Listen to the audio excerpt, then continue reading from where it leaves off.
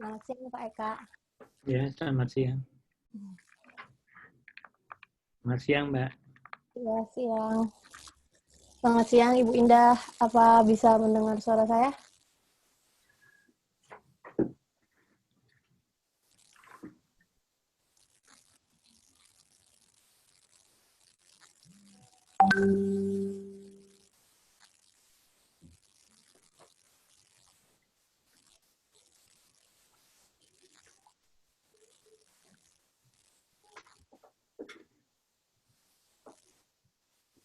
Ibu Indah,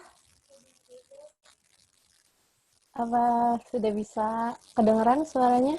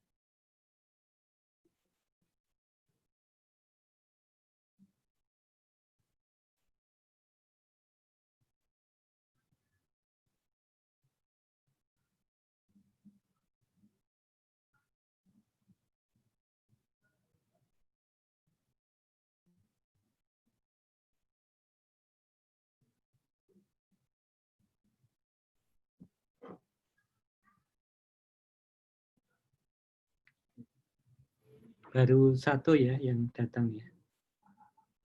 Ya, baru satu Pak. Mungkin Iya, sebentar tunggu lagi. aja dulu ya. Oke.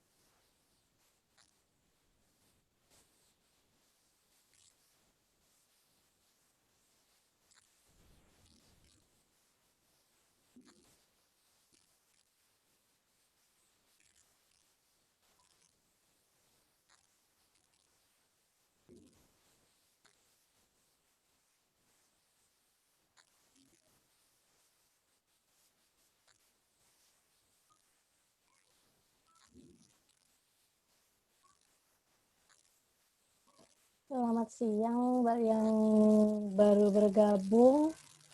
Mungkin kita tunggu sebentar lagi untuk dimulai webinarnya ya. Kira-kira mau ditunggu sampai pukul berapa Pak Eka?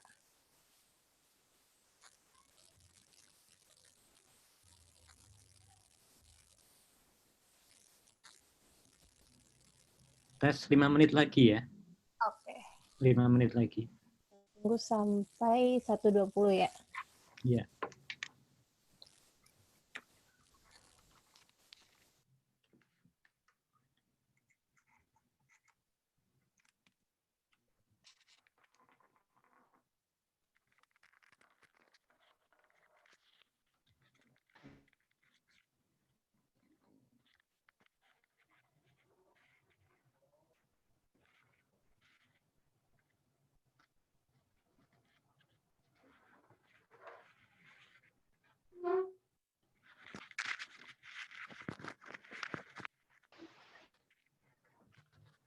Tes.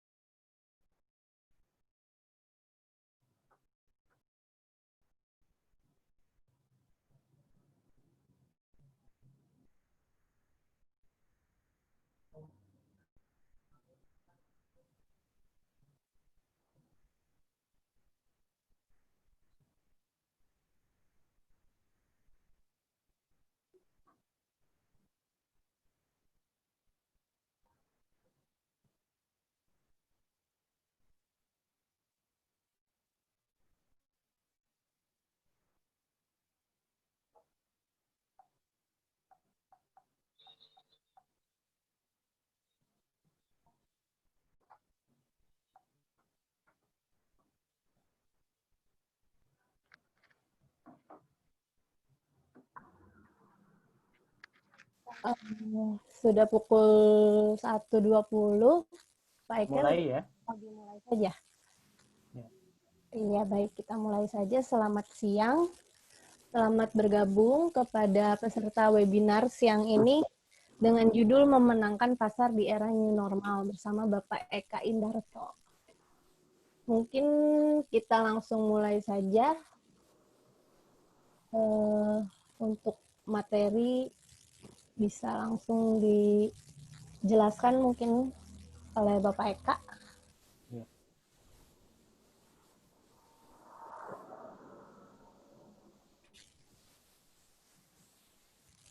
Minta dibuka screen sharing-nya Mbak Dila. Mbak Delima, itu masih disable screen sharing-nya. Oke, siap Pak. Sebentar. Ya.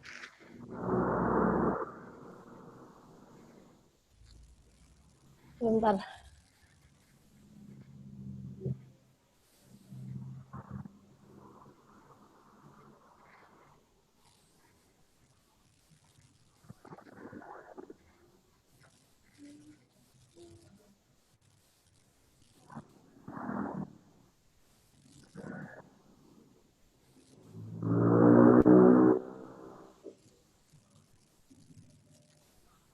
Sudah bisa belum, Pak Eka? Sudah. Ya. Sudah, terima kasih Mbak. Iya.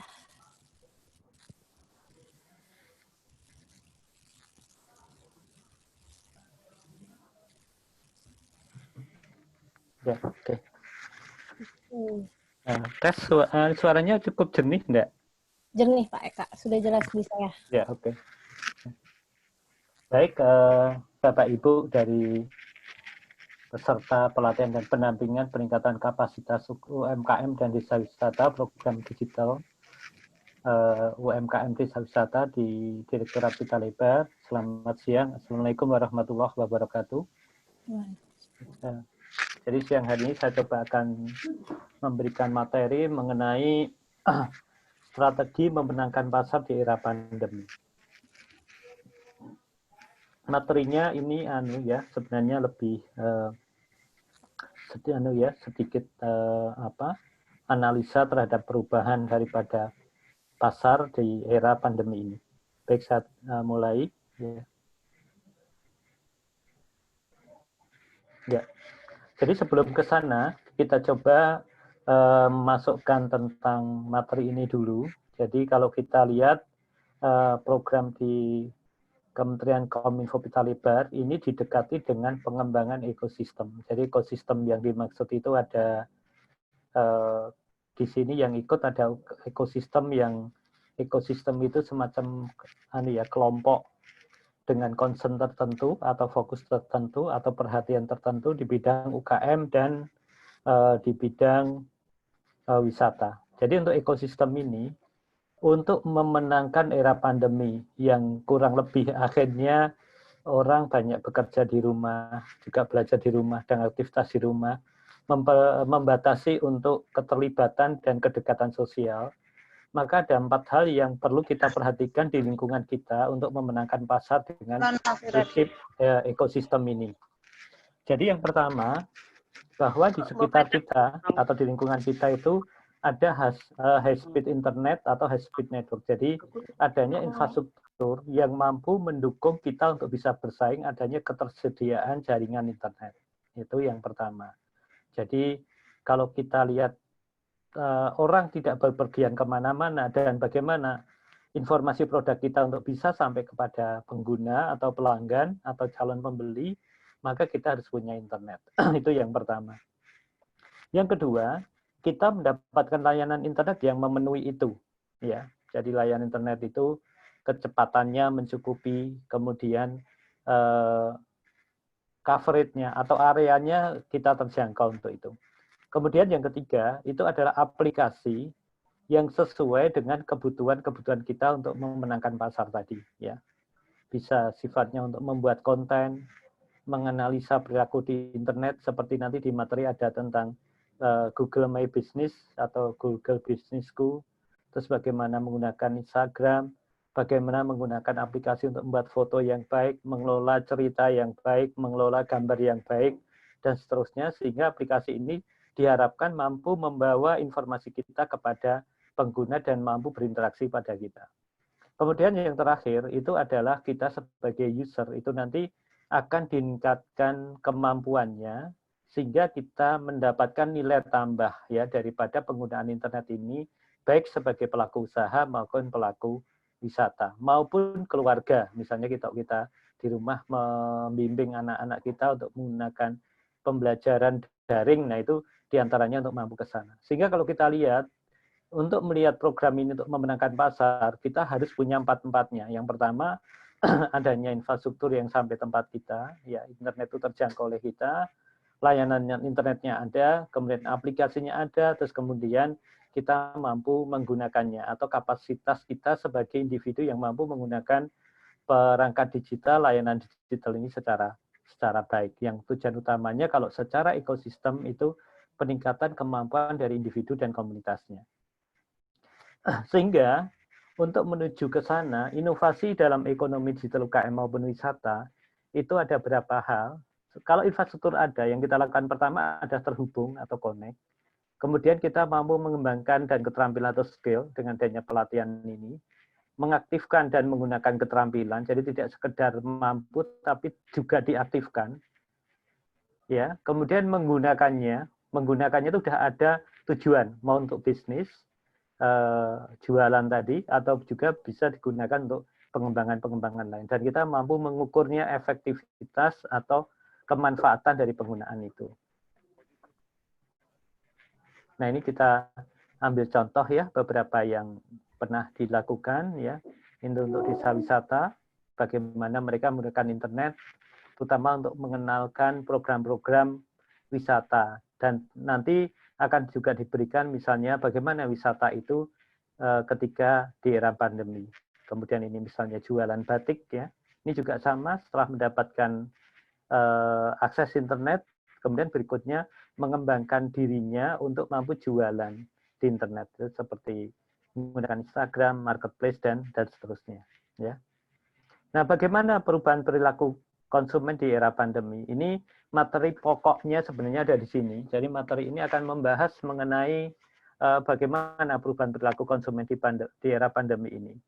Beberapa materi saya kompilasikan dari beberapa sumber, termasuk nanti saya tunjukkan dari saya ambil dari Sister Mahasiswa Hadi, dia pakar di bidang marketing, nanti juga akan saya musahkan ke sana.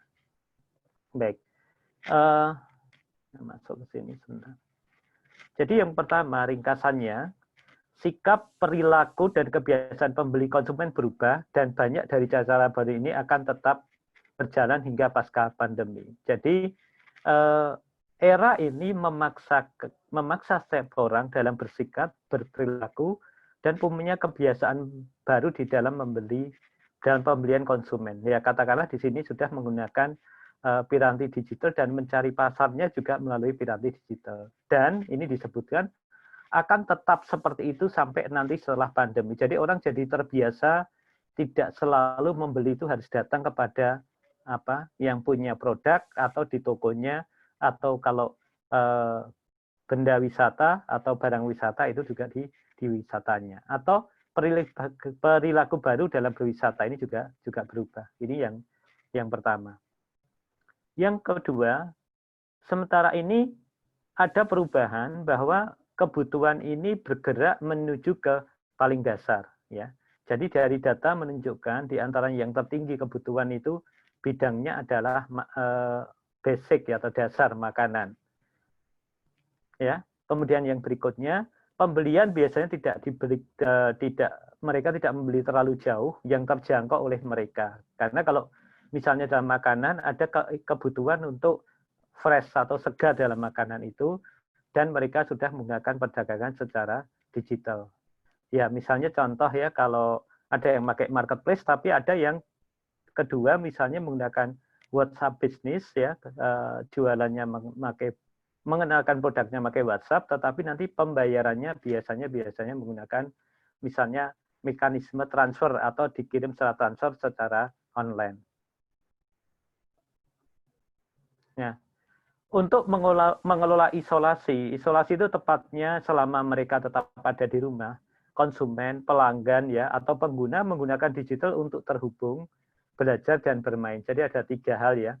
Jadi bagaimana terhubung di internet, kemudian dia melakukan kegiatan belajar, bermain juga ada ya, misalnya lebih ke entertainment, dan mereka akan terus melakukannya seperti itu. Jadi kesehariannya itu kurang lebih hanya 3 itu, terhubung, belajar, bermain, dan ketika aktivitas jual beli juga menggunakan internet. Kemudian adanya perubahan-perubahan bagaimana kerja itu dilakukan virtual. Misalnya ambil contoh untuk beberapa UKM, ada pengrajin biasanya di tempat pengrajinnya beberapa bisa dikerjakan sambil di rumah. Artinya mereka menjadikan rumahnya juga sebagai tempat bekerja. Ini beberapa summary atau ringkasan dari perubahan-perubahan tersebut.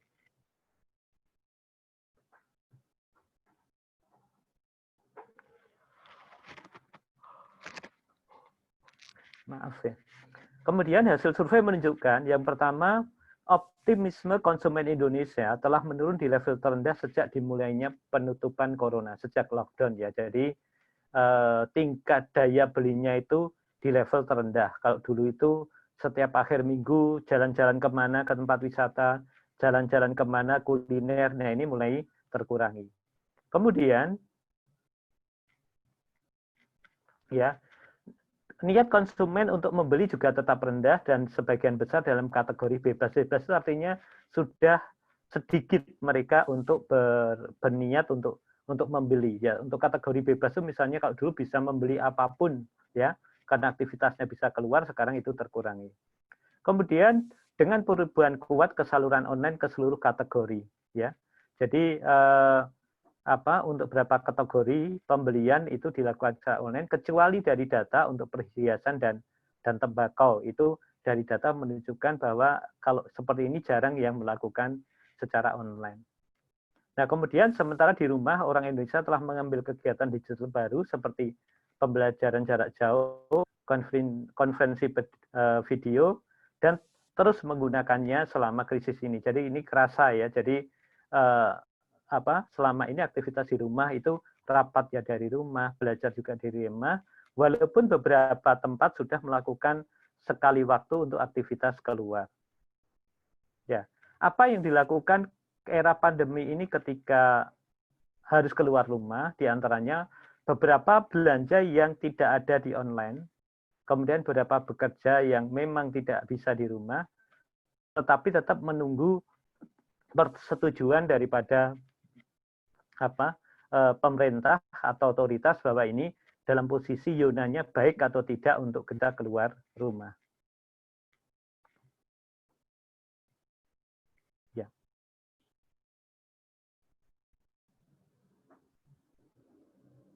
Ya. Perilaku baru yang akan mengubah masa depan industri itu yang pertama, ini kalau saya simpulkan yang pertama adalah secara fundamental, mau nggak mau, semua kita di bidang wisata dan UKM itu harus mampu mempunyai kapasitas untuk memberikan layanan secara online. Jadi konsumen di seluruh dunia mencari produk dan merek mereka melalui display atau lensa atau melalui gadget mereka.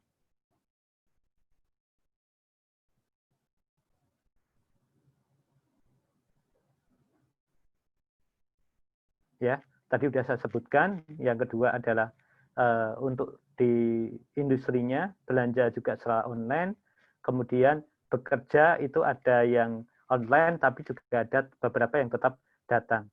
Nah, ini krisis ini terus berkembang dan mengeksplorasi perubahan yang terjadi sekarang, kita dapat mempertimbangkan apa yang harus dilakukan untuk bisnis barang konsumen hari ini untuk mempersiapkan apa yang akan terjadi selanjutnya. Sehingga dari pengantar ini, kita harus berstrategi bagaimana kita tetap bisa survive atau tetap bisa tumbuh walaupun di era pandemi.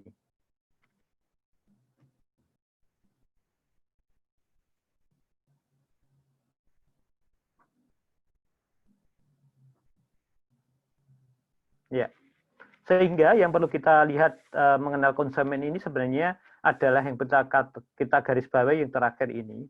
Apakah ada perubahan perilaku di keluarga, teman-teman mereka, masyarakat umum di dalam melakukan pembelian atau di dalam mencari barang atau bagaimana mereka berkonsumsi.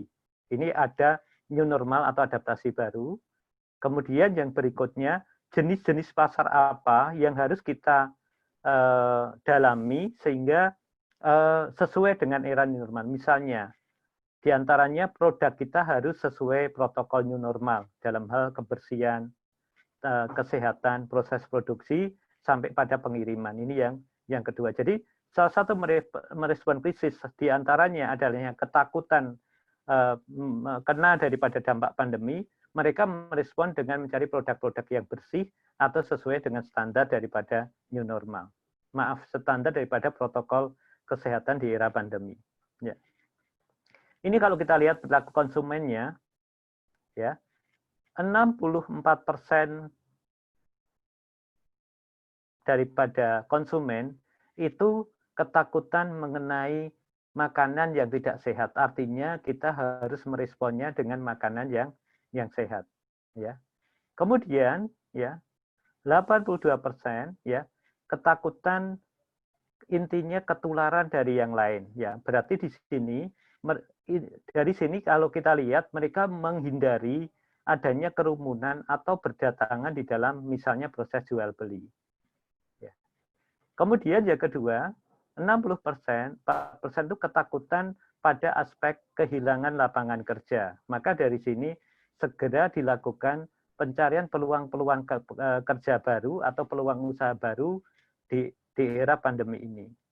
Ya, kemudian impact-nya 88% juga ketakutan ini berimbas pada semua daripada lini ekonomi. Jadi kalau kita lihat ini ada dua yang utama yang kita rasakan sekarang, dampak dari aspek kesehatan, ya. Ini ada yang utamanya adalah semua kepingin tidak terdampak, artinya tetap hidup sehat, sehingga kita harus mencari produk-produk atau mendesain produk-produk yang murni kesehatan. Yang kedua, dari aspek tetap tumbuhnya ekonomi. Sehingga kebiasaan belanja baru, wabah telah mendorong konsumen keluar dari rutinitas normal mereka menuju normal baru. Konsumen beradaptasi pada kebiasaan baru, perilaku baru yang banyak diantisipasi dan akan berlanjut dalam jangka panjang. Ada beberapa hal yang kita perhatikan untuk menuju ke sana. Maaf.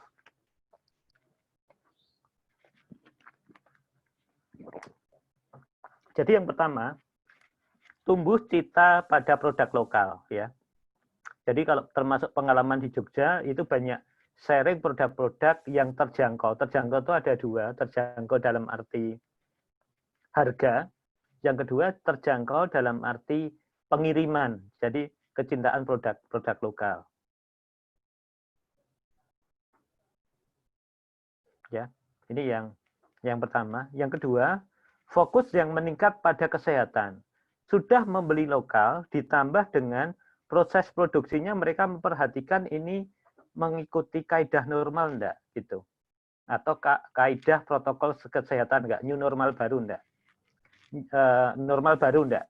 Kemudian peningkatan konsumsi yang sadar. Jadi mereka berhitung intinya di dalam mengkonsumsi beberapa barang-barang tersebut gitu. Jadi kalau kita lihat di sini bisa jadi beberapa produk itu mungkin lebih mahal, tapi karena memenuhi kriteria kesehatan dan kesadaran masyarakat mengkonsumsi barang yang sehat, sehingga mereka mampu atau mau untuk membeli itu. Ya. Baik, saya lanjutkan untuk kegiatannya.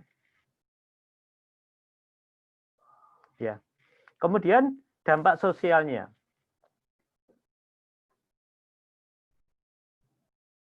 Ya. Jadi ini mengulang yang tadi ya, dampak besar pada cara kita memandang kebersihan, kesehatan, bagaimana kita terlibat dalam komunitas, teman, dan keluarga. Ini 80% konsumen merasa lebih atau terhubung dengan komunitas mereka. Jadi digital ini tolong dimanfaatkan sehingga ketika kita mendapatkan komunitas digital yang banyak, bisa melalui Instagram, bisa melalui FB, Facebook, bisa melalui WhatsApp, dan lain-lain, ini harus kita manfaatkan karena ini sekarang menjadi dominan di dalam orang-orang bersosialisasi. Artinya bersosialisasi secara online atau sudah menggunakan sosial media. Ya, karena apa? Karena kehidupan sosial ini tidak bisa terlepas. Ini ada catatan, ada bukti positif yang menunjukkan bahwa krisis ini akan membangun komunitas dan tidak akan memisahkan komunitas mereka. Sehingga ini yang harus kita manfaatkan, positioning daripada aktivitas sosial media. Ini yang kita lakukan. Kemudian 88 konsumen tetap berharap cara mereka menggabungkan koneksi secara online ini tetap bisa berlangsung lama, walaupun nanti katakanlah insya Allah misalnya sudah tidak ada virus. Artinya ini betul menjadi kebiasaan baru yang sebelumnya tidak ada dan mereka kepingin tetap kebiasaan ini berlanjut. Nah, kemudian berikutnya adalah peluang untuk mendapatkan pekerjaan-pekerjaan secara virtual. Artinya kalau UKM sebelumnya itu order misalnya itu langsung datang ya atau langsung menghubungi, ini ada berapa yang bisa dilakukan secara virtual. Artinya di sini kita harus memaksimalkan kemampuan kita di dalam membuat informasi, mengelola informasi dan mengkomunikasikan informasi ini sehingga kita bisa mendapatkan peluang dari kompetensi kita atau kemampuan kita untuk mendapatkan pekerjaan-pekerjaan dari dunia online, dari dunia virtual ini. Ya, ini jumlahnya adalah 46% untuk itu. Ya, saya lanjutkan. Nah, ketika kita terhubung dengan konsumen, UKM dapat beradaptasi dengan perubahan ini dengan mengambil tindakan untuk satu, melakukan respon, kemudian mengatur ulang, memperbaharui agar diposisikan lebih kuat di masa depan. Jadi yang pertama respon atau menanggapi. Jadi di sini kita akan menjadi satu UKM yang punya kemampuan respon cepat terhadap kebutuhan customer, atau mungkin kita bisa merespon dekat dengan produk-produk baru yang sesuai dengan kondisi COVID ini. Ya, sesuai itu bisa ada 4 ya. Yang pertama kesesuaian produk, yang kedua kesesuaian layanan, yang ketiga, kesesuaian dalam kemitraan di era digital. Kemudian yang terakhir adalah kesesuaian dari aspek bagaimana kita melakukan cara pengiriman atau cara mendeliver daripada pesanan-pesanan kita. Itu yang kita lihat, yang disebut mampu menanggapi. Yang kedua, men-style ulang itu artinya kita melakukan perubahan bisnis proses atau perubahan cara melayani, cara memproduksi di era new normal ini. Ya, jadi kalau dulu digital itu kita masuk ke lingkungan yang non digital, ekosistemnya sekarang kita masuk ke ekosistem digital. Jadi memikirkan kembali dan mendefinisikan kembali hubungan dengan mitra di ekosistem kita atau komunitas kita. Kemudian yang berikutnya ada ide untuk memperbaharui, ya. Jadi ada ide-ide untuk memperbaharui usaha, ya, yang sesuai dengan kebutuhan-kebutuhan di era new normal ya. Ini juga menarik ya. Kita ambil contoh ya pernah saya berikan contoh, saya kebetulan pernah ke sana. Itu bagian dari program internet UKM, itu ada UKM di Sleman. Itu kesehariannya adalah membuat kerajinan bambu. Di era COVID pasti turun nilainya, tetapi ibu-ibu di sana itu mengembangkan, memperbarui bisnis dengan manfaatkan sekitar kolam-kolam, yaitu dengan membuat pepes ikan. Nah, kemudian dari pepes ikan itu dijual secara online, akhirnya mampu melayani untuk pasar terbatas kurang lebih hanya 1-2 kecamatan. Ini contoh ya, ada perubahan bisnis yang betul baru yang sebelumnya tidak ada, tapi karena kemampuan mengelola usahanya sudah cukup baik, sehingga itu tidak menjadi persoalan. Jadi sekali lagi mampu merespon dengan baik atau menanggapi, men-style ulang usaha atau adanya perubahan, kemudian memperbaharui produk dan layanan yang betul-betul baru yang sebelumnya tidak ada. Nah, di antara men-style ulang ini yang juga perlu diperhatikan, misalnya kalau dulu misalnya saya jualan bakmi, orang datang, sekarang orang minta dikirim, berarti kan ada cara di dalam mengelola kemasan misalnya seperti itu. Karena kalau untuk delivery itu kan biasanya kekuatannya ada di kemasan. Nah, itu kan berarti nanti komponen-komponen di dalam ada tambahan 2 ya, berarti ongkos kirim dan bagaimana cara mengemas supaya ini sesuai dengan kaidah new normal dan apa yang kita kirim itu tetap baik, tetap sehat, tetap fresh dan tetap enak untuk dinikmati kalau itu kuliner. Nah, bagaimana rekomendasi untuk bisnis ini? Yang pertama kali adalah adaptasi proses bisnis dengan melakukan tindakan pencegahan yang masuk akal dan merestrukturasi daripada usaha. Itu yang pertama. Jadi bagaimana organisasi bisnis kita atau mengelola bisnis kita itu disesuaikan dengan kondisi daripada era pandemi ini, ya. Misalnya dalam hal tadi, adakah organisasi kita yang mengelola untuk pengiriman? Adakah organisasi kita kalau itu barang dalam kemasan? Adakah perubahan alat-alat yang perlu dibeli sehingga kita bisa menunjukkan apa yang kita lakukan ini sesuai dengan prinsip-prinsip kaidah di dalam penerapan COVID, ya. Ini harus kita lihat dari situ. Kemudian yang kedua, mengoptimalkan alur manajemen kas dan mengidentifikasi keuntungan dan melihat efisiensinya. Jadi perubahan-perubahan dari aspek keuangan juga kita perhatikan pola keuangannya sehingga kita bisa memahami apa yang berubah sebelum dan sesudah daripada COVID dan setelah adanya COVID. Kemudian mengubah orientasi daripada aktivitas dan sumber daya, ya. Nomor 2, optimalisasi ini termasuk di dalamnya, ini saya ada yang lupa, dalam suplai, ya. Misalnya kalau kita jualannya ayam goreng, bagaimana cara pencitraan yang efisien saling menguntungkan dengan supplier daripada ayamnya. Bagaimana terhadap pesanan yang cukup banyak. Nah, ini kita adakan perubahan-perubahan yang cukup, karena kalau di era new normal kita tidak mungkin melakukan untuk satu stok yang cukup cukup besar sehingga nanti akan mengganggu efisiensi itu. Ya, kemudian mengubah orientasi aktivitas sumber daya kita untuk memastikan kelangsungan bisnis selama penguncian itu lockdown. Jadi selama lockdown ini adanya aktivitas yang berubah. Misalnya kalau kita punya karyawan, bagaimana pengaturan kapan harus bekerja, kapan bisa dikerjakan di rumah, kapan mereka harus berangkat, ketika dia harus berangkat apa yang perlu dilakukan untuk tetap aman. Kemudian aktivitas yang berikutnya adalah proses yang tadinya pendek, sekarang mencuci dan sebagainya, mencuci bahan makanan atau mencuci bahan-bahan itu juga harus sesuai dengan kaidah new normal. Atau bisa jadi aktivitas-aktivitas yang dulu karyawan tidak menggunakan masker atau alat bantu kesehatan selama ini harus diadakan untuk itu dan menjadi bagian dari SOP, ya.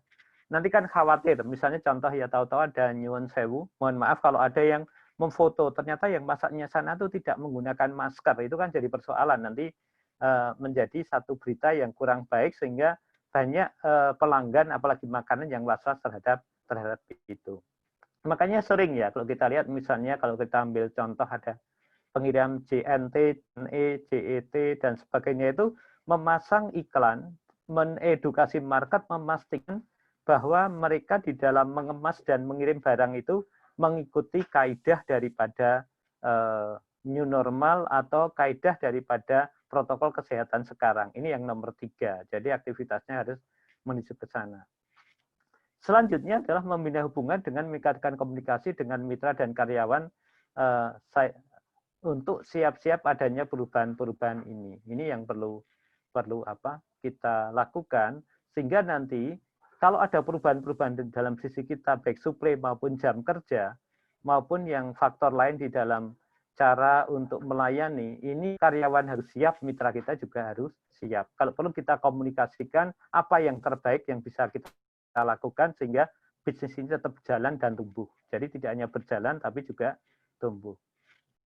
Kemudian berikutnya adalah membangun model bisnis yang menumbuhkan ketangguhan, ya, ketahanan, inklusivitas, ya, ini mampu untuk berkembang kemana saja, berkelanjutan, ya, tetap tadi berjalan, tumbuh dengan cara menumpang pada gelombang digital atau disebut dengan online, ya, dengan melakukan bisnis secara digital. Jadi ada 5 rekomendasi bisnis, ada adaptasi, ada optimalisasi, ada perubahan orientasi aktivitas, hubungan baru dengan kita dan karyawan yang berubah, dan model bisnis yang berubah agar bisa tangguh, inklusif, berkelanjutan dengan menggunakan ranah digital ini.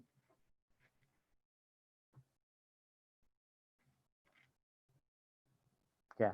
Kemudian yang keenam adalah menyalurkan informasi yang terpercaya dan membangun jembatan informasi untuk menyebabkan solusi dengan cepat. Jadi di sini perusahaan yang atau perusahaan kecil menengah kita atau UKM kita atau desa wisata kita ini harus mampu mengelola informasi yang terpercaya. Artinya informasi yang kita kelola itu betul-betul informasi yang yang tepat, informasi yang akurat ya, sehingga nanti informasi yang kita bangun ini bisa mendapatkan kepercayaan. Dan bagaimana cara menyalurkan informasi itu dan solusi itu dengan tepat dan cepat, atau channel informasinya. Apakah pakai sosial media, atau melalui piranti pesan, atau kita membuat web, atau kita menggunakan email. Nah, ini kita harus mampu mengelola. Sehingga di sini, di era new normal ini, atau era pandemi ini, kita harus mampu punya kecerdasan baru, yaitu kecerdasan di dalam mengelola informasi. Ya, ini penting. Maaf, bukan hanya informasi, mengelola informasi dan komunikasi. Kemudian yang ketujuh, mengkoordinasi tindakan kolektif UMKM untuk ketahanan, kemudian skala UKM dan efisiensi daripada UKM. Jadi terus-menerus melakukan koordinasi sehingga kita bisa melakukan tindakan yang cukup tepat untuk ketahanan UKM kita.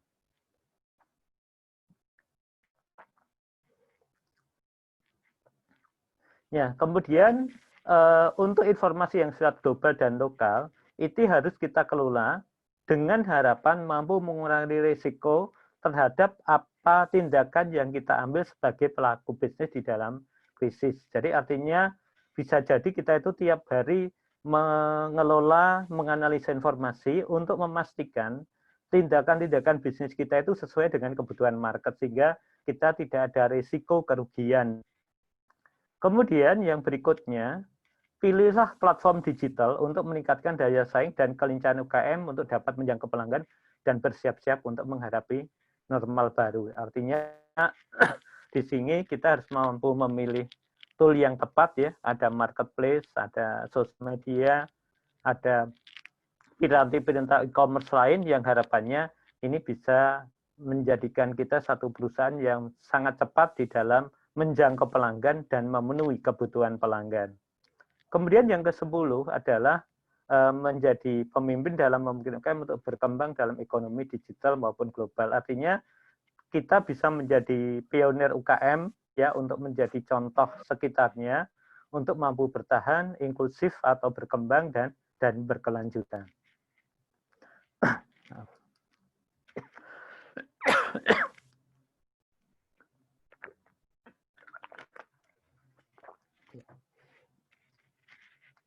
Saya lanjutkan ya. Kalau ini rekomendasi untuk pemerintah ya, meningkatkan daya pikat atau praktik perdagangan ya. Kalau di Jogja misalnya ada program nanti dibantu untuk pengiriman ya, perusahaan fasilitas akses keuangan, adanya kredit usaha untuk UKM, fasilitas perdagangan ya, open terhadap kebutuhan pasar dan bagaimana meraih pasar, digitalisasi dalam prosedur dokumen sehingga tidak perlu datang untuk izin, datang terhadap hal-hal yang penting di dalam operasi sehingga tidak lebih efisien, lebih cepat. Kemudian beroperasi ekonomi digital dan lokal global untuk mampu bertahan tadi. Ini untuk dari sisi pemerintah. Nah, dari webnya Mas Yuswo Hadi, dia membuat ada mega shift atau 4 pergeseran. Yang pertama adalah tadi sama ya, bagaimana sebesar itu ada di rumah, sehingga gaya hidup baru tinggal di rumah dengan aktivitas bekerja, bermain, juga hidup di rumah. Nah, di sini kita artinya layanan kita harus mampu menjangkau sampai ke rumah-rumah daripada pelanggan. Kemudian empatik. Nah, ini penting. Kenapa? Masyarakat empatik ini akan mampu mendorong kita menjual secara emosionalnya, yang nanti akan saya tunjukkan di belakang, di mana tidak sekedar berjualan, tapi untuk mampu mendukung nilai solidaritas sosial lain. Ini empatik ya. Virtual itu artinya adanya pergeseran layanan-layanan ini menjadi virtual atau online. Kemudian bottom of the pyramid, adanya perubahan di mana orang kembali memikirkan hal yang pokok dulu, baru kepada nilai tambah. Jadi sandang, pangan, papan, khususnya pangan ini utama, termasuk nilai tambahnya sandang dan papan dan baru seterusnya. Ini yang harus kita perhatikan. Jadi ada 4 tadi. Tadi sudah saya jelaskan penjelasan di depan, dari rumah ya, kemudian berangkat dari yang pokok, sifatnya adalah virtual, kemudian sifatnya masyarakat yang bisa di kondisi ini menumbuhkan saling solidaritas sosial. Ya, ini tadi sudah saya jelaskan untuk di depan, termasuk sampai ke empatiknya. Apa langkah-langkah yang dilakukan UKM di masa pandemi? Ya, jadi kalau kita lihat kondisi pasar tradisional banyak ditutup sehingga mempersulit akses untuk mendapatkan bahan baku untuk UKM atau UKM, di mana barang dagangan itu bisa digunakan oleh pedagang kecil, warung, toko kelontong, dan kebutuhan harian rumah tangga. Artinya apa? Karena ada beberapa yang melakukan lockdown, artinya tadinya toko atau tempat pembelian bahan makanan itu bisa seharian, sekarang bisa setengah hari, atau dalam seminggu hanya buka berapa kali, sehingga kesulitan kita akses ini harus kita rubah untuk melakukan komunikasi secara digital. Ini yang penting ya. Kemudian ya ini juga fenomena lain, rumah makan, kafe, hiburan malam, hotel dan sebagainya termasuk tempat wisata globalisasi menyebabkan menunjukkan barang di supply dan penjualan ini anjlok. Ini kondisi pasar konvensional selama pandemi. Ya, ini harus kita akui ya, misalnya kalau kita lihat di kota Jogja, saya lihat kota Solo juga hotel-hotel itu sepi, tidak ada yang berkunjung, sehingga kota-kota yang mengandalkan pendapatan ekonominya dari sektor wisata ini mengalami penurunan yang sangat drastis ya. Info Jogja itu turun sampai 63% sebagai kota dari aspek pendapatan. Kemudian masyarakat menengah atas kesulitan mendapatkan kebutuhan untuk wisata, belanja barang mewah, nongkrong di kafe dan menikmati kuliner dan wisata. Artinya sebenarnya mereka punya keinginan ya untuk tetap berwisata, tetap mendapatkan barang-barang, tetapi adanya perubahan perilaku. Nah, ini bagaimana mensiasatinya nanti. Ya, kemudian masyarakat kelas menengah ke bawah tidak dapat ke pasar atau warung untuk mendapatkan bahan pokok kebutuhan sehari, khususnya di kota yang mendapatkan predikat untuk kota yang berbahaya kalau orang terlalu banyak keluar rumah dari situ.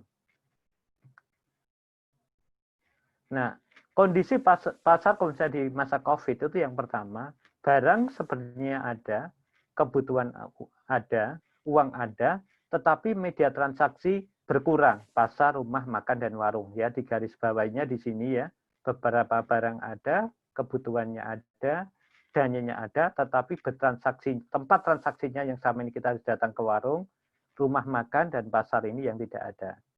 Atau berkurang. Masyarakat terbiasa berkomunikasi dan mencari informasi, akhirnya pilihannya menggunakan internet untuk itu. Ya. Artinya di sini tantangan kita seperti di muka tadi adalah bagaimana caranya untuk strategi menekan pasar ini, informasi kita itu bisa ada di internet dan menjangkau kepada pelanggan. Ya. Kemudian yang berikutnya, banyak UKM yang belum siap untuk memanfaatkan internet ini untuk kegiatan pemasaran. Ini ya cukup banyak ya, ini yang harus kita dongkrak di dalam kegiatan-kegiatan pelatihan dan pendamping ini. Nah, persoalannya adalah membangun kemandirian UKM dalam membangun pasar melalui internet ya. Yang pertama adalah strateginya adalah menguatkan mental UKM dalam menerima kondisi dan menjadikan sebagai potensi ya. Jadi kita tetap positive thinking untuk melihat potensi-potensi baru yang bisa kita lakukan baik sendiri maupun kelompok. Ini penting. Jadi biasanya kalau kelompok itu mental kita akan tambah kuat ya. Misalnya ambil contoh ya, sederhana saja ya. Di era banyak di rumah, orang mulai melihat sudut-sudut rumah. Salah satu yang kemarin dari data itu naik adalah misalnya orang mulai kepingin punya tanaman atau piaraan di rumah. Ini cukup naik. Kemudian karena banyak di rumah, mereka mulai melakukan olahraga yang sifatnya tidak jauh-jauh atau lingkungan ya. Misalnya fenomena naiknya penjualan daripada sepeda, bukan sepeda motor. Ini kalau kita lihat, dan sifatnya biasanya jalannya mereka melakukan secara kelompok, ya. Kemudian yang berikutnya, fenomena lain yang kita temui karena banyak di rumah, akhirnya salah satu, kalau 3 teratas itu adalah makanan, kemudian semacam kebutuhan baju tapi rumahan, kemudian yang terakhir, yang ketiga diantaranya adalah meningkatnya kebutuhan anak, termasuk mainan anak, itu penjualannya tambah tinggi. Nah, ini harus kita lihat, ya. Kemudian yang berikutnya, membantu IKM UKM mengenali nilai-nilai baik dari usahanya yang bisa didapatkan oleh konsumen, yang bisa meningkatkan keterikatan emosional, ya. Artinya apa? Kita harus mampu mendeklarasikan bahwa kita tetap jalan usahanya walaupun di era new normal semacam ini, dan pelanggan harus tahu siapa pelanggan kita, orang-orang terdekat kita, orang-orang yang kita kenal, yang tadinya bertemu secara fisik atau ketemu, sekarang berubah secara virtual. Bisa memakai WhatsApp, bisa memakai Line, bisa memakai Instagram, dan lain-lain. Jadi kita tetap mengatakan bahwa kita tetap jalan, sehingga keterikatan emosionalnya itu tetap bisa dibangun. Kemudian yang berikutnya adalah memahamkan model pemasaran yang menggabungkan manfaat fungsional benefit, ya, artinya ada nilai kemanfaatan secara fungsi dan emosional benefit. Jadi kita membangun pasar itu dua-duanya harus masuk, ya. Fungsionalnya masuk, emosionalnya itu masuk, ya. Kemudian yang berikutnya, ada beberapa platform yang bisa kita pakai, ya, WhatsApp Business, Google My Business, Facebook, dan Instagram. Kemudian memberikan pendampingan untuk penguatan pasar dan bukan nilai untuk dihadirkan konsumen dari bisnis yang mereka miliki. Yang terakhir, membangun kemandirian kegiatan pemasaran online sebagai alat ketahanan kepada pasar, ya. Ya, ini coba kita lihat, ya, seperti kasus di Jogja, dia jualan nastar, ya. Dimulai dengan eksperimen sebagai bentuk tanggung jawab kami kepada tim pendamping. Ini diantaranya pemasaran dimulai 15 Maret 2020, nastar kastengel sama kue coklat, sasaran wanita menengah di kota Jogja, jaraknya 5 km dari tempat berjualan, membangun ketegangan musik, platformnya adalah ini. Jadi ini kalau kita lihat, ya. Sebentar, ini saya masukkan. Ya. Ya. Jadi kalau kita perhatikan, ini di-upload cara membuat nastarnya ini, bahwa ini sudah menggunakan kaos tangan. Artinya orang memandang bahwa proses nastar itu sehat.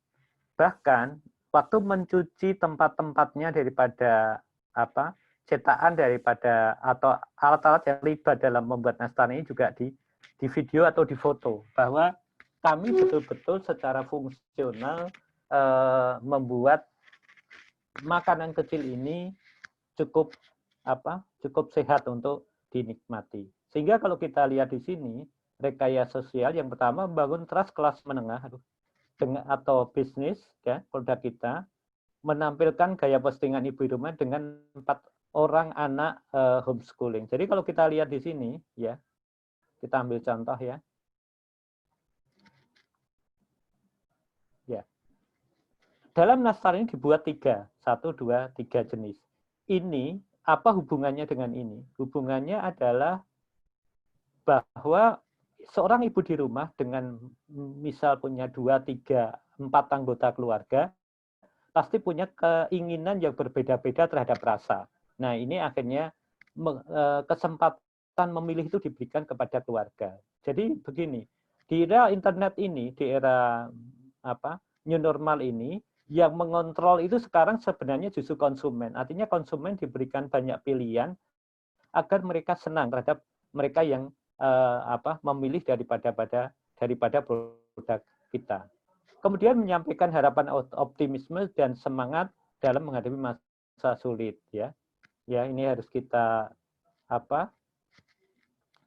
munculkan, ya, kebersamaan ibu-ibu dengan nastar ini. Kemudian membangun kesepakatan dan produk, implementasi dari ide, ya, seperti produk-produk dari luar ya yang bisa mereka lakukan. Jadi kalau kita lihat ini rekayasa sosialnya dilakukan dari aspek fungsional dan emosional benefitnya.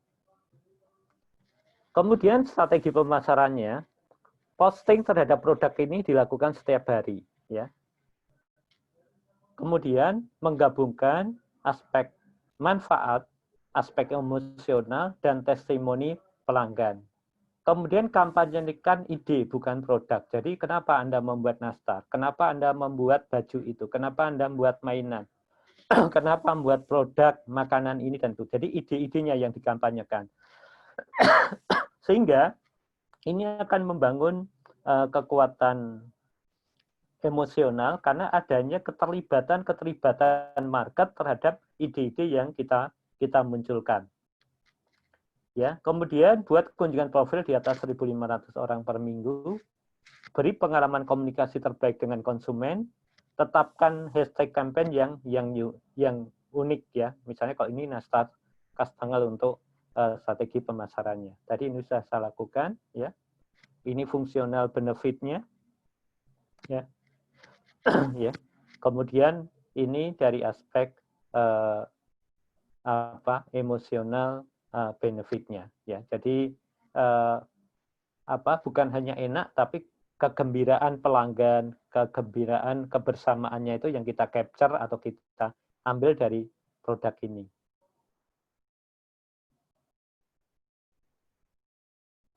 Ya. Ini contoh mereka dalam komunikasi pelanggan ya. Kemudian ini analitik dari dari Instagram tentang jangkauan dan bagaimana seberapa banyak pertumbuhan mulai yang minat sampai nanti yang membeli. Ini kalau kita lihat yang berhenti mengikuti hanya satu, sedangkan pertumbuhan followernya itu tambah banyak.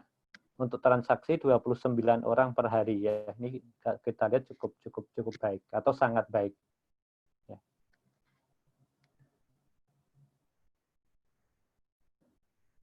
Ya, contoh lain ya, kalau kita lihat produk di Sleman Mart itu fungsional emosional benefit dibangun dengan menghadirkan produk lokal yang tadinya ada di pasar kemudian muncul secara online ya. Jadi ada program Sahabat UMKM, ini juga satu program-program yang menarik yang diinisiatif oleh Dinas UKM dan ini bisa berkembang. Ya. Kemudian contoh lain ya, desain daripada produk ketimunnya itu jadi lebih mahal hanya karena diberikan daun ini ya. Daun-daun ini ya untuk menunjukkan ini fresh, kemudian ini natural ya.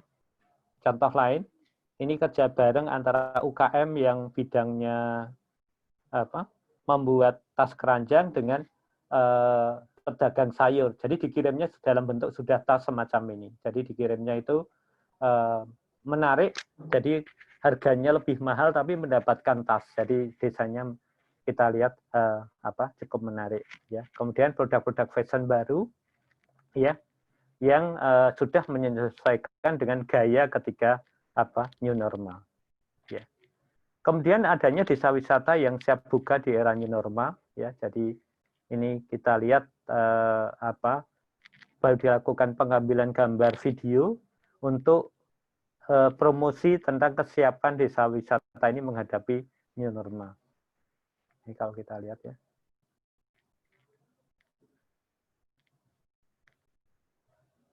Ya.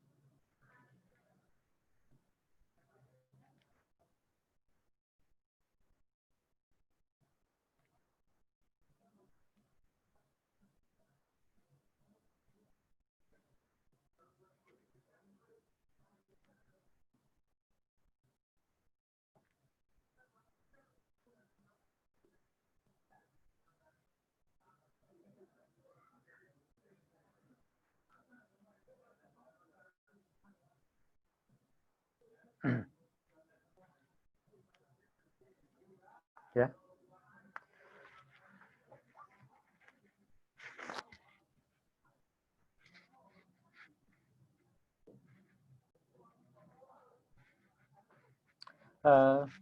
Baik, Bapak Ibu, itu yang bisa saya sampaikan. Mungkin baiknya dilakukan ada semacam diskusi. Silakan Mbak Delima, terima kasih. Iya, baik. Terima kasih Pak Eka atas penjelasannya. Mungkin ada yang mau bertanya dari Bapak Ibu peserta pelatihan? Silakan. Boleh langsung di-unmute saja jika ada yang mau bertanya.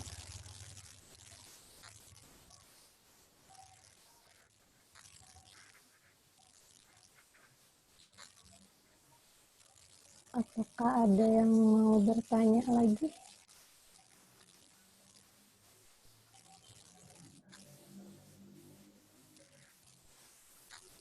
Ya.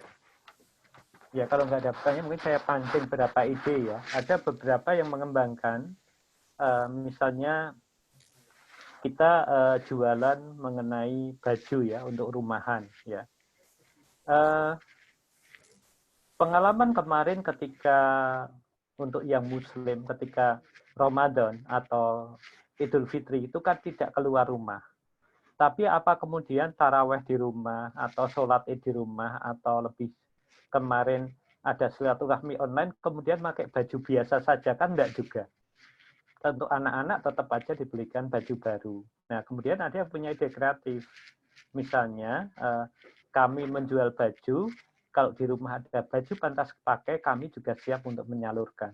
Jadi fungsional dan emosional untuk membahagiakan keluarganya ada di era new normal dengan menghadapi Idul Fitri maupun sholat taraweh berjamaah, tetapi untuk kelebihan bajunya dari penjualnya siap juga menyalurkan. Ini kita ambil contoh ya ide-ide kreatif. Kalau di Jogja itu ada yang dari kelompok Frozen, itu mereka melakukan online, tapi kemudian begitu laku diumumkan misalnya sekian persennya daripada ini digunakan untuk membantu mereka yang terdampak karena karena pandemi ini melalui lembaga zakat, itu ada yang seperti itu atau lembaga-lembaga sosial lain gitu. Ya, monggo silahkan kalau ada pertanyaan. Ya, silakan jika ada yang mau bertanya atau ada yang mau didiskusikan dengan Pak Eka, boleh langsung di-unmute saja mikrofonnya.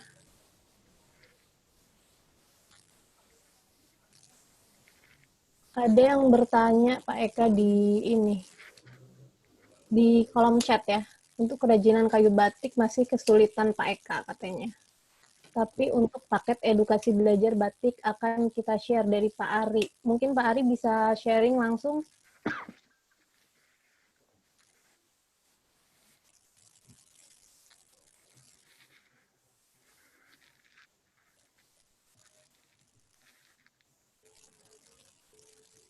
Pak Ari, apabila mau sharing langsung mungkin boleh, silakan. Ya. Selamat siang Pak Eka. Ya, selamat siang Pak. Maaf, ini untuk kerajinan kayu batik ini macet total Pak. Oh iya, iya. Terus untuk yang fungsional, untuk yang seperti bubut itu lumayan masih laku, tapi untuk batiknya macet total Pak. Sebagian besar pindah profesi, ada yang ke pertanian, ada yang ke miara ayam, ada yang ke bangunan, tenaga bangunan, ada yang pindah ke itu produksi fungsional kayu jati Pak, sebagian. Nah, untuk belajar edukasi batiknya itu akan kita share. Tapi masih Pak?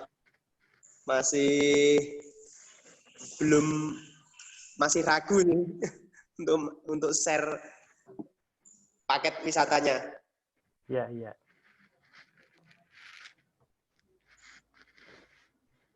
Ya, Sementara ya, itu Pak Eka. ya, Mas Ari. Ya, eh, sebenarnya dari pengalaman mana ya kemarin yang terakhir Langgeran ya. Langgeran itu menggagas ide kreatif tentang sharing belajar mengelola wisata dengan cara virtual. Itu ternyata mendapat sambutan yang cukup baik. Saya kira kan Bobung itu terkenal sampai Bali, sampai mana-mana sana. Jadi artinya tinggal market yang pernah datang ke Bobung itu dihubungi kembali, ya, disampaikan kalau mau ada apa Mas Ari, sharing belajar tentang apa tadi, Batik. batik bambu tadi ya, batik kayu. Nah itu saya kira itu langkah-langkah yang baik karena di balik sharing belajar itu sebenarnya juga memarketingkan produk kita agar produk kita itu nyun sewu selalu eksis. Cuma ada catatan kalau dari saya Mas Ari. Jadi ada dua sisi, mulai proses membatik dan mulai mengenalkan nilai-nilai batik terbaiknya dari Bobung yang selama ini sudah di branding. Ini loh batik jenis ini kayu, batik ini jenis kayu, sehingga itu nanti akan jauh menarik. Kemudian yang lain mungkin masukan saya itu hal-hal yang kolaboratif. Saya itu kebetulan tiap hari kan Mas Ari di stasiun. Tak lihat yang laku terus tuh sekarang itu hal-hal yang menyangkut piaraan. Jadi tak lihat satu truk itu membawa apa itu namanya sangkar burung. Nah, saya lihat sangkar burung yang bagus itu ono kayu batik itu loh Mas. Oh. Iya. Kenapa tidak ada kolaborasi kemampuan batik dari Bobung untuk lari ke sangkar burung untuk kebutuhan-kebutuhan batik kayu rumahan? Ya, jadi ya, itu saya sebetulnya lihat sendiri ya. Jadi sangkar burung yang bagus itu justru yang bahannya kayu dan itu batikannya itu. Karena itu ada identitasnya. Oh ini loh dari Jogja Gunung Kidul. Oh ini dari Solo. Oh ini mana itu akhirnya seperti itu yang dicari itu. Nah itu Pak. Ya tak lihat saya menemui sendiri ya di lapangan. Jadi tadi saya sampaikan di antaranya adalah tumbuhnya orang di rumah jadi seneng ngerumat lah intinya. Nah, itu kepengen yang di rumah itu mendapatkan sesuatu yang baik. Ya, gitu Mas Ari. Matur suwun Pak Eka. Ya, barangkali ada yang mau bertanya lagi atau berdiskusi lagi dengan Pak Eka seperti yang disampaikan oleh Pak Ari tentang kebaruan dari usahanya atau ada yang ingin ditanyakan lagi? Boleh, silakan.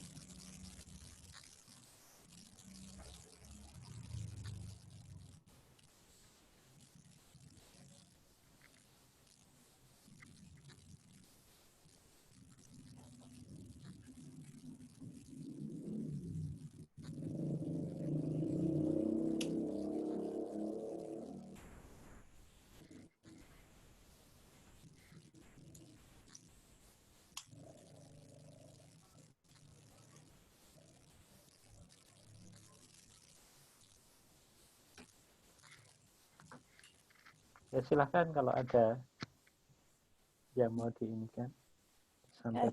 disampaikan atau ditanyakan. Ya. Lagi masih ada waktu. Jadi utamanya bahwa sekarang hampir setiap orang itu tiap hari megang tadi gadget, HP, internet, sehingga isu-isu kekinian terhadap kebutuhan itu pasti mencarinya dari situ. Betul. Jadi pada intinya untuk saat ini mungkin kita harus lebih mengenali lagi karakter konsumennya seperti apa ya Pak, untuk kita bisa memperbaiki beberapa layanan dan produk kita dan menyesuaikannya dengan keadaan pandemi saat ini. Dan utamanya kita harus juga pintar-pintarnya memanfaatkan internet untuk memasarkan produk-produk dan layanan kita, karena mungkin saat ini orang lain lebih lebih aktif di internet ya Pak, karena dengan kesehariannya pun sekarang apa-apa juga sudah menggunakan internet. Ya. Gitu. Mungkin silakan jika ada yang mau ditanyakan lagi.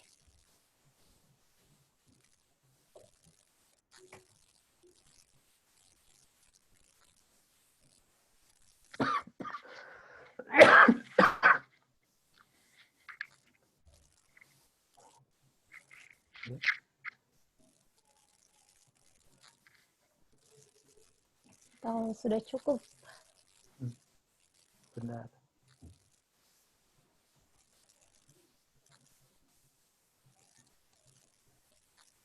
Oh, ada chat sebentar. Ada, ya silakan Pak Uus, ada yang mau ditanyakan? Boleh langsung di-unmute saja, Pak.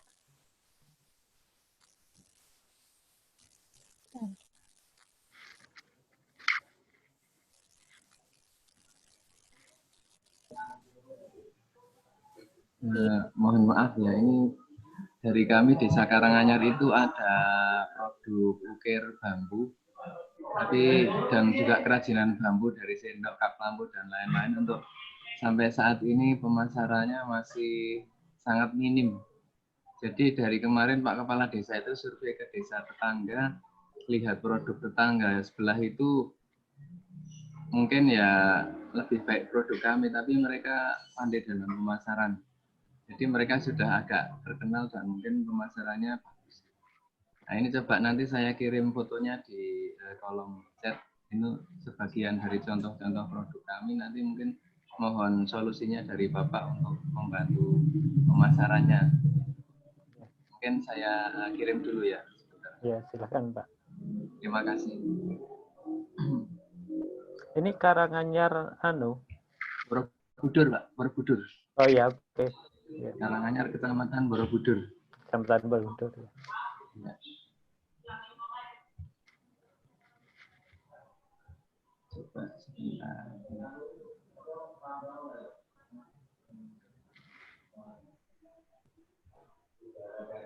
Ya, mohon maaf, tunggu sebentar, ini saya cari. Ya. Ya, ini baru masuk.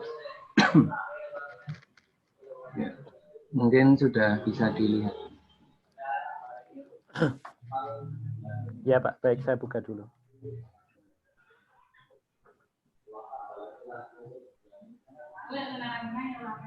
Dan di desa kami itu tiap harinya dilewati wisatawan dari Borobudur yang naik PW sama andong, sepeda ontel. Ini mulai bergeliat lagi setelah normal ini, kemarin agak sepi nih. Ya. Ya, Pak.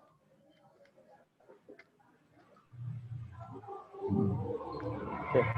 Jadi Pak, kalau mau pakai model yang tadi, emosional sama fungsional benefit, mungkin baiknya dengan adanya penggunaan internet ini mulai dilakukan kategorisasi produk berdasarkan daripada kebutuhan. Misalnya tak lihat tadi ada tempat lampu dan lain-lain itu dikemas itu untuk apa? Apa untuk ruang tamu, ruang belajar dan sebagainya. Tapi yang menarik diberikanlah catatan untuk terbuka untuk melibatkan konsumen untuk bisa memilih dan mendesain. Gitu. Sehingga misalnya ambil contoh nanti konsumen mengirim, Pak Uus, kamar saya itu seperti ini, sebaiknya produk seperti apa yang tepat untuk kami. Nah, gitu. Jadi inti di dalam internet itu kan yang pertama adanya informasi yang cukup kaya, ya artinya kaya itu bisa bentuknya video dengan gambar yang baik, kemudian foto dengan gambar yang baik, kemudian ada cerita yang ditanam di foto itu, gitu. Kemudian fungsionalnya benefit juga diberikan, artinya jenengan Pak Uus ini kan nguri-uri atau memelihara daripada budaya dan kerajinan mereka. Artinya kalau membeli produk itu sebenarnya bukan hanya membeli produknya, tapi nguri-ngurinya tadi itu penting gitu ya. Gitu. Itu yang penting ya. Atau misalnya tak lihat lampu itu bagus kalau nanti ditempel, kalau ada yang mau menjadikan masjidnya itu indah, itu kan juga bisa itu. Nah, mungkin pengrajin itu tidak cukup sampai taraf membuat produk, tapi dibantu juga di dalam memberikan cerita, bukan cerita ya, profiling supaya itu jadi menarik. Apa ini bisa untuk lampu di ruang tamu, ruang belajar, untuk masjid, untuk kantor dan seterusnya, dan membuka untuk konsultatif tadi. Gitu. Mungkin itu saran saya, sehingga orang nanti membeli itu sudah mendapatkan satu bayangan daripada solusinya tadi. Terima kasih, sangat membantu sekali. Iya, monggo, Pak. Pak Eka. Nggih. Nyelon. Nggih, Mas Ari. Menggarisbawahi apa yang disampaikan Bapak tadi tentang kolaborasi produk. Ini tentang nyun ngapunten Pak Uus, kalau misal kalau diterima atau pripun nggih, mungkin kalau perlu kolaborasi antara bambu dan batik, bisa minta tolong ke Bubung gitu loh. Semoga selesai terus kolaborasi batik bambu gitu loh. Sini siap untuk batik dan finishing. Oh iya, Mas Eka tak minta nomor WA-nya, boleh? Boleh, monggo dicatat aja. 0817 0817 462 462 692. 692 nih. 0817 462 692. Oke, nanti nek ke Magelang tak mampir, Mas. Oh iya, Mas ya, Eka ini dari mana ini?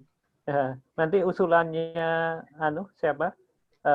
Mas Ari itu menarik karena kalau dua-duanya kolaboratif, akhirnya dua marketnya itu bisa gabung, jadi tambah besar. Ya, jadi tambah besar. Ya, misalnya saya punya market 1000, ya, Pak UU 1000. Akhirnya orang itu bisa mendapatkan ya bambu, ya kayu untuk itu, dan ada produk yang kolaboratif tadi. Itu bagus. Tadi yang HP-nya Mas Ari ding ya? HP-nya Mas Ari. HP-nya Mas Ari. Pripun? HP-nya jenengan. Nomornya. Oh, nggih. 087 087 738 738 lagi. Oh iya, 738 lagi. 544. 544. Nggih. Ya, nanti saya ping nggih, matur suwun. Dalamnya mana Mas Eka rumahnya? Oh. Saya kadang Bubung RT 9, Mas. Gimana? Oh, Mas Ari, Mas Ari, rumahnya mana?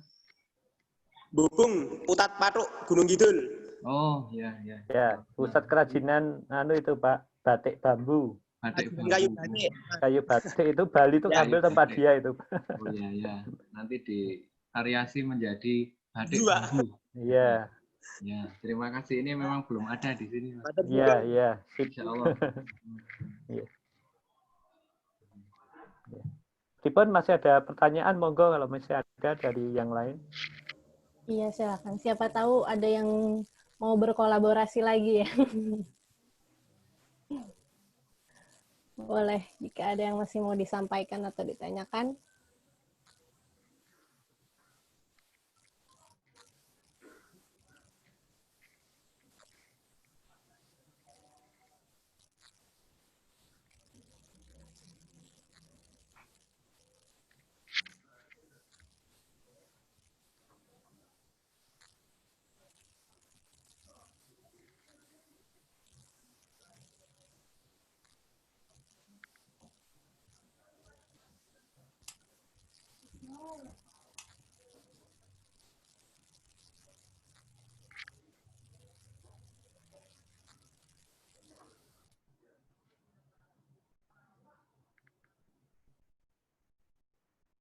Silakan kalau ada yang lain.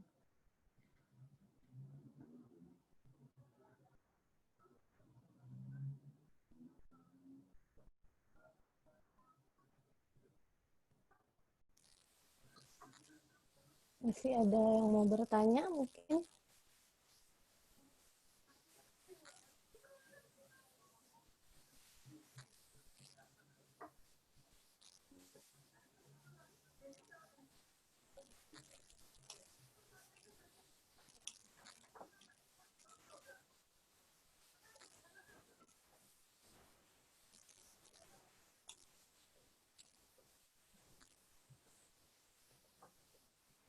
Silakan, masih ada. Maaf. Kalau belum ada yang bertanya, ini promosi. Ini Mohon anu nanti aja yang ya. berkenan. Sebentar saya berikan contoh ya. Iya. Ini waktu kita pembinaan di gambar ini kelihatan ya, produk sedotan bambu. Kelihatan ya Pak ya. Ya. Ini ambil contoh, sekarang ini kan tren orang untuk tidak plastik. Ibu ini dari Nusa Tenggara Barat waktu kita pelatihan itu membuat sedotan bambu. Nah ini bisa kolaboratif tempatnya sama sedotannya. Ini pesanan Jepang itu 100.000 loh per bulan. Jadi bambu-bambu yang jadi sedotan yang bisa didaur ulang nanti dicuci dipakai lagi gitu ya. Ini contoh ya. Jadi ini contoh pengembangan kolaboratif yang bisa dikembangkan. Belgia itu butuhnya sampai 400.000 per bulan. Ya, ini kita ambil contoh ya. Era-era sekarang ya, di mana ada orang kepingin tidak pakai sedotan plastik misalnya. Nah, ini ada beberapa solusi untuk itu. Ya, mungkin itu aja tambahan dari saya. Ya, terima kasih.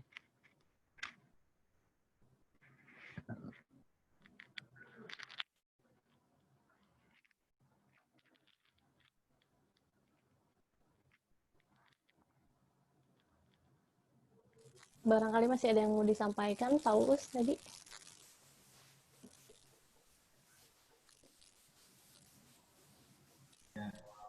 Ya, tadi ini mumpung banyak orang numpang promosi aja.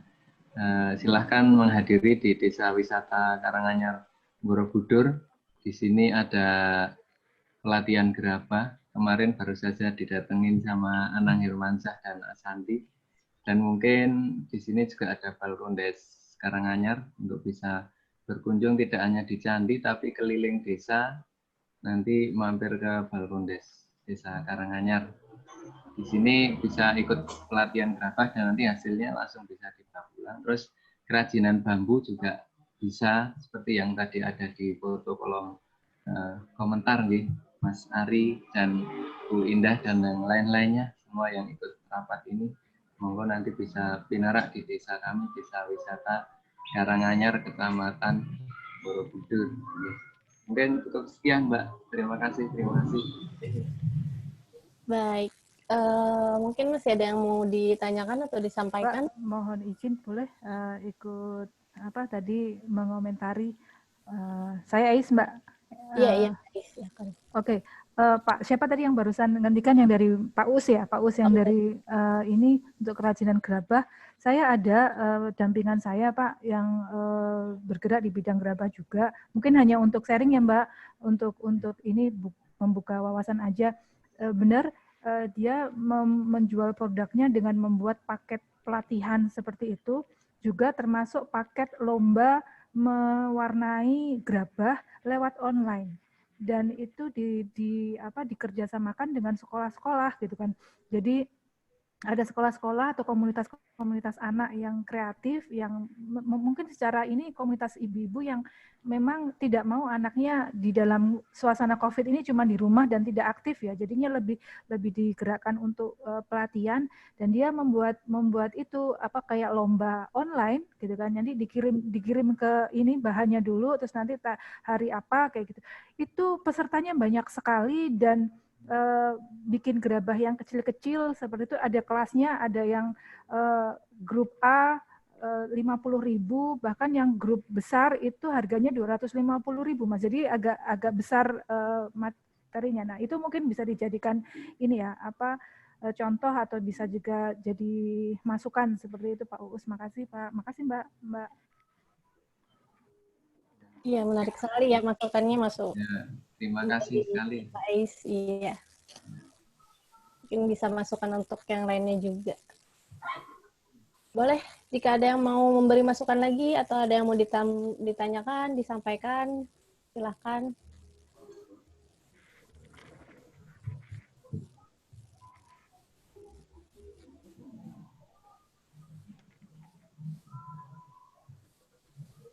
Atau Pak Eka ada yang mau ditambahkan lagi? Kalau dari saya cukup, nanti bisa melalui grup ya untuk Cukup. kalau ada pertanyaan lebih lanjut, jadi bisa berkelanjutan lah intinya gitu. Iya. Baik, sebetulnya kita juga bisa melalui proses pendampingan juga ya Kak nanti. Jika masih ada yang mau ditanyakan atau mau disampaikan. Kalau misalnya mungkin jika kiranya pertanyaan hari ini cukup, mungkin bisa diakhiri Pak Eka atau masih mau dilanjutkan diskusinya? Ya, saya sih cukup. Cukup Mbak, saya. ada Mbak Ami, mungkin ada masukan Mbak Ami. Mbak Ami, Mbak Lisa, mungkin ada masukan. Silakan.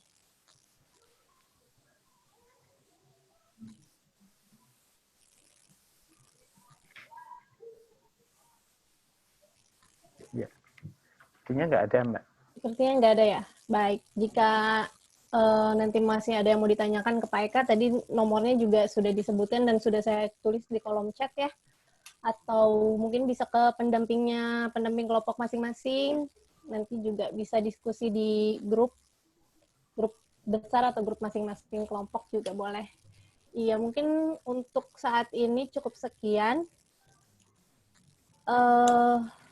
Terima kasih atas kehadirannya. Semoga sehat selalu. Terima kasih.